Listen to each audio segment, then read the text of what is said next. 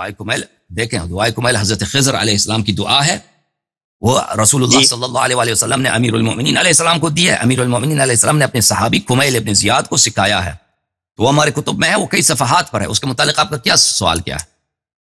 اس کا سر سوال یہ ہے کہ اگر یہ چیز ہمیں قیامت کے دن شفاعت کوئی اور بھی دے سکتے ہیں، تو یہ تو چیزیں حضرت علی نے اپنے مطلب نہج البلاغہ کے جو خطبات ہیں، یہ تو اس سے کانٹرڈکٹ نہیں کر رہی، چیز سیپریٹ کر رہی ہے. وہ تو بالکل توحید کے اوپر مضبوط بات کر رہے تھے. تو کنٹرڈکشن کیا ہے اس میں؟ آپ مجھے سمجھائیں کنٹرڈکشن کیا ہے اس میں. سر یہ جو آپ بات کر رہے ہیں کہ میری بخشش کرنے والا ہے، بخشش تو صرف اللہ پاک کی ذات نے حضور پاک کو یہ اذن دیا نا. بخشش نہیں کہا کہ مجھے بخشش کر دے. یہ میں نے جو فقرے آپ کو پڑھے ہیں نا کہ آپ مجھے وہ قیامت کے دن کوئی آپ کو پناہ نہیں دے گا. صاحب شفاعت کون ہوگا؟ رسول اللہ صلی اللہ علیہ وسلم، اہل بیت طاہرین علیہ السلام. تو میرا سہارا بن اس دن، میں تیرا ظاہر ہوں دنیا میں. ابھی آپ اگر ہم رسول پاک صلی اللہ علیہ وسلم کے زمانے میں ہوتے، رسول پاک صلی اللہ علیہ وسلم کے پیروں میں پڑھتے کہ یا رسول اللہ قیامت کے دن مجھے نہ بھولنا، تو اس میں کوئی اشکال تھا؟ کوئی اشکال نہیں تھا نا. کوئی اشکال تھا اس میں؟ کوئی مشکل بات نہیں، کوئی مسئلہ نہیں تھا. توحید سے کوئی تصادم نہیں ہے نا. تو اسی طرح اس پیغمبر صلی اللہ علیہ وسلم کے وفات کے بعد اگر ان سے کوئی طلب کرے اس طرح، تو اس میں کوئی اشکال نہیں ہے، کوئی اشکال نہیں. اسی طرح اگر رسول پاک صلی اللہ علیہ وسلم زندہ ہوتے، مجھے بہت بیماری ہے، میں کہہ دوں یا رسول اللہ تو مجھے شفا دے، حضرت عیسیٰ علیہ السلام تو شفا دے دیتے. تو سر ختم نبوت کے بعد کسی اور شخص سے، کسی اور بشر سے یا ہم ڈیمانڈ کر سکتے ہیں یا اس طرح کر سکتے ہیں؟ تو سنیے، یہ کانٹرڈکشن ہے. یہ دوسرا سوال ہے، یہ اور سوال ہے، کنٹرڈکشن نہیں ہے. آپ پہلے توحید سے کہہ رہے تھے، آپ پہلے توحید سے ٹکرا رہے تھے. چلے مجھے سمجھانے میں ذرا ایشو ہو گیا. ہاں، تو پہلی بات یہ ہے کہ پر اس میں اشکال نہیں ہے، توحید سے اس کا کوئی اشکال نہیں ہے. اللہ ایک ہے، اللہ کریم ہے، اللہ رحیم ہے. لیکن اس کا مطلب یہ نہیں ہے کہ رسول اللہ صلی اللہ علیہ وسلم کچھ بھی پر نہیں ہے، وہ اس کا زیرو ہے، کچھ بھی نہیں ہے، کوئی رول نہیں ہے اس کا. اس کا مطلب یہ نہیں ہے. اللہ بہت بڑا ہے، عظیم ہے، بالکل سب کچھ اللہ سے ہے. رسول صلی اللہ علیہ وسلم کے جتنے مراتب ہیں وہ اللہ نے ان کو عطا کیا ہے. لیکن اللہ کی عظمت اور رسول صلی اللہ علیہ وسلم دو مختلف چیزیں نہیں ہیں کہ اگر ہم اللہ کی عظمت کو قبول کریں تو پھر رسول سے ہاتھ اٹھائیں، اہل بیت علیہ السلام سے ہاتھ اٹھائیں. اس طرح نہیں ہے. اہل بیت علیہ السلام کو اللہ نے مراتب دیے ہیں، اہل بیت علیہ السلام کو اللہ نے مقامات دیے ہیں، ٹھیک ہے نا. اس طرح نہیں ہے کہ ہم اہل بیت علیہ السلام کو مان لیں تو اللہ کی توحید سے کچھ اس سے تضاد ہے. تو اس میں کوئی تصادم نہیں ہے. رسول پاک صلی اللہ علیہ وسلم جیسے ابھی طرح زندہ ہوتے، میں ان سے کہتا کہ یا رسول اللہ میں بیمار ہوں، حضرت عیسیٰ علیہ السلام شفا دے دیتے، آپ بھی مجھے شفا دے دیں، ایک ٹچ کریں. وہ معجزات ان کے پاس تھے، آپ کے پاس بھی ہے. میرے آنکھیں نہیں، مجھے آنکھیں دے دو. اگر رسول پاک صلی اللہ علیہ وسلم چاہتے میرے آنکھوں کو ٹچ کرتے، میرے آنکھیں آ جاتی، میں نابینا تھا مجھے بینائی آ جاتی، میں اعجاز کرتے. اس میں کوئی کسی قسم کے تعجب نہیں ہے. عیسیٰ کر سکتا ہے تو خاتم الانبیاء صلی اللہ علیہ وسلم بھی کر سکتا ہے، ٹھیک ہے نا.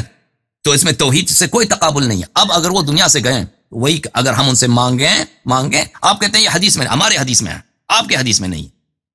ہمارے حدیث میں ہے کہ یہ مقام اب بھی ہے، اب پیغمبر اب بھی زندہ ہے، یہ کر سکتا ہے. اچھا، اب توحید سے اس کا کوئی تقابل نہیں ہے کہ آپ طلب حاجت کر سکتے، پیغمبر ہی کر سوری اجازت، پیغمبر ہی کر سکتا کہ معصوم بھی کر سکتے ہیں، ختم ائمہ بھی کر سکتے ہیں. ختم نبوت کی طرف آ رہا ہوں. تو اس میں توحید کو چھوڑیں، توحید کی کوئی مشکل نہیں. اب ختم نبوت کی بات ہے. ختم نبوت کا مطلب ہے نبی صلی اللہ علیہ وسلم کے بعد کوئی نبی نہیں ہے. اس کا مطلب یہ نہیں ہے کہ کوئی صاحب کرامت نہیں ہے، ان کے اوصیاء نہیں ہے. نبی کوئی نہیں، کوئی شریعت نہیں آنے والا، کوئی نیا قرآن نہیں آنے والا. یہ صحیح بات، یہ بالکل صحیح بات. کوئی رسول، کوئی نبی، کوئی صاحب شریعت نہیں ہے.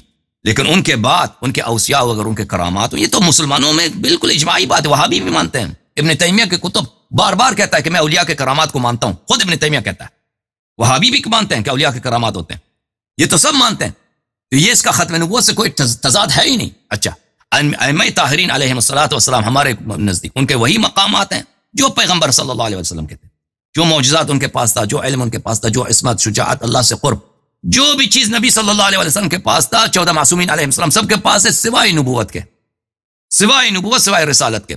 یعنی ان کو اللہ نے نہیں کہا کہ تم نبی ہو. باقی سب کچھ ان کے پاس ہے، 12 اماموں کے پاس. وہی معجزات جو پیغمبر کے پاس ہے، وہی عصمت جو پیغمبر صلی اللہ علیہ وسلم کے پاس ہے، امام حسین علیہ السلام کے پاس. وہی جو کرامات رسول پاک صلی اللہ علیہ وسلم، وہی صدق لہجہ، وہی شجاعت، وہی نور جو رسول پاک صلی اللہ علیہ وسلم کے پاس ہے، امام حسین علیہ السلام کے پاس. ٹھیک ہے نا. وہی مقامات. اور ہمارے کتابوں میں بری پڑی ہیں کہ آپ امام حسین علیہ السلام کے مزار پہ جائیں یا دور سے زیارت کریں تو ان سے طلب حاجت کریں. بلا ماشاء اللہ زیادہ کیا فرشتوں کا آنا حضور پاک کے وصال کا ختم ہو گیا تھا نا؟ نہیں، فرشتوں کا کیا کہنا؟ نہیں ہوتا، تنزل الملائکۃ والروح فیہا باذن ربہم۔ اب فرشتے اس کا مطلب حضرت علی، وہ تو فرشتہ جو حضرت مریم علیہ السلام کے پاس آیا، حضرت موسیٰ علیہ السلام کے والدہ کے پاس آیا۔ اب میرا ایک اسپیچ ہے، ہاں آپ میری ایک اسپیچ ہے اس فرشتوں کے متعلق، آپ سن لیں یہاں پر انٹرنیٹ میں، ختم نبوت کے متعلق۔